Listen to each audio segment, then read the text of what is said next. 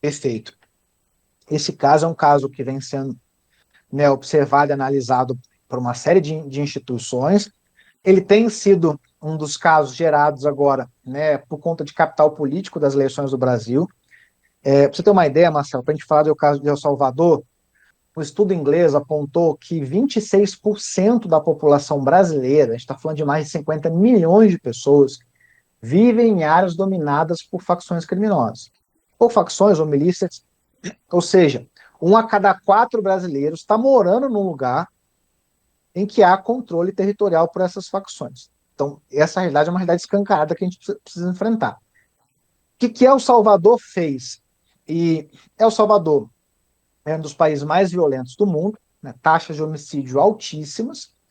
Ele passou aí por um choque, né, e deu um tratamento absolutamente diverso para aqui. Quais são as vantagens que se observa do modelo de El Salvador?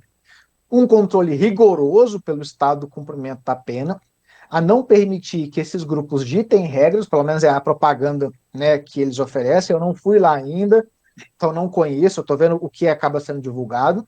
Então, vamos pensar numa coisa boa que a gente vê, pelo menos pela propaganda de El Salvador. O criminoso não está ditando regras, não está controlando o crime dentro da cadeia como ele está fazendo no Brasil. Então, esse é o primeiro ponto. Se a gente fala que o crime cresceu no Brasil, porque hoje o presídio brasileiro não é um espaço de segregação, Marcelo, é um espaço de reorganização do poder. Lá dentro entra uma nova estrutura e reorganiza um poder criminoso. Então, isso que El Salvador fez é importantíssimo. Se o Estado conseguiu retirar essa governança criminal no presídio, isso tende a ser um efeito excelente. Agora, El Salvador, se não me engano, é um país com 6 milhões de habitantes, né?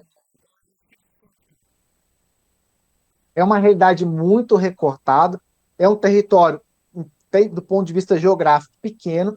Então, você implementar uma mudança dessa é muito mais fácil do que um país continental como o nosso. E para que essa mudança ocorresse lá também, né, nós teve que ter ali uma combinação com todo mundo.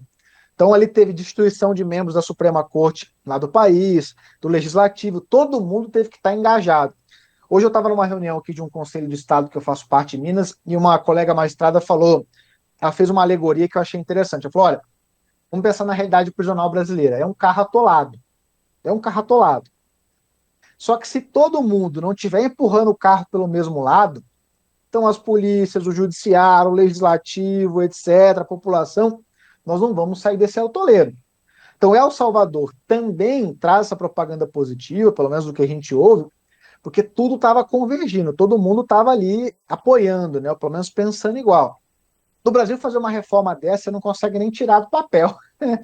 Por conta de toda a problemática que a gente já sabe e que a gente não precisa nem falar do que está acontecendo. Então, eu acho que essa discussão é essa. Eu acho que, assim, é difícil você usar o modelo de El Salvador, que é muito recortado, para uma realidade absolutamente diversa que é o Brasil. Mas eu acho, assim,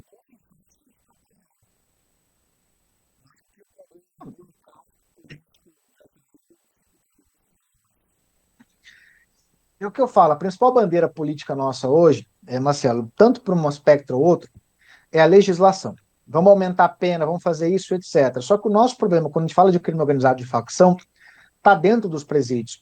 E isso foi uma das reformas que eu sugeri na minha tese de doutorado.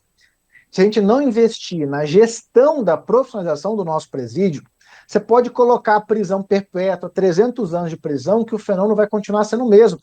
Porque essas facções cresceram dentro do presídio, né, elas surgiram e cresceram dentro dos presídios, tem são tentáculo. Então o problema está ali dentro, a gente precisa corrigir esse problema. Não é soltar todo mundo.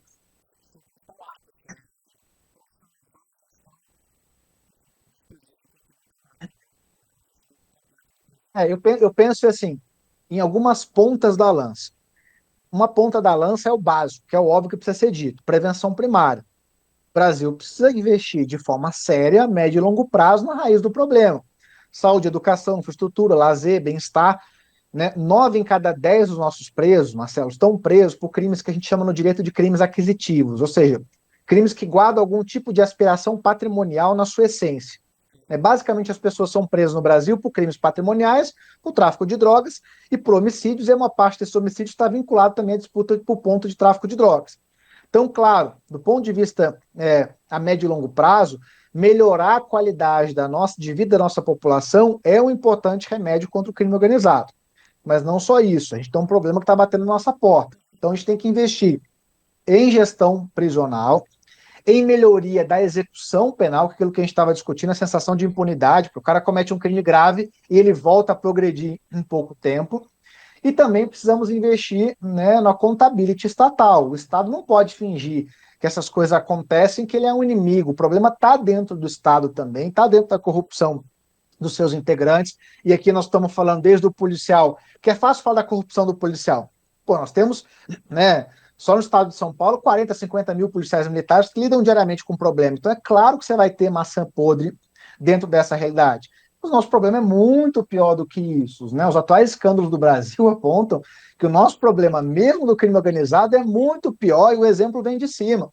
Então o Brasil precisa, sim, de mecanismo de accountability, precisa de mecanismo de reintegração interna, né, para expurgar isso, para dificultar isso, porque é um ingrediente que cresce junto com o crime organizado.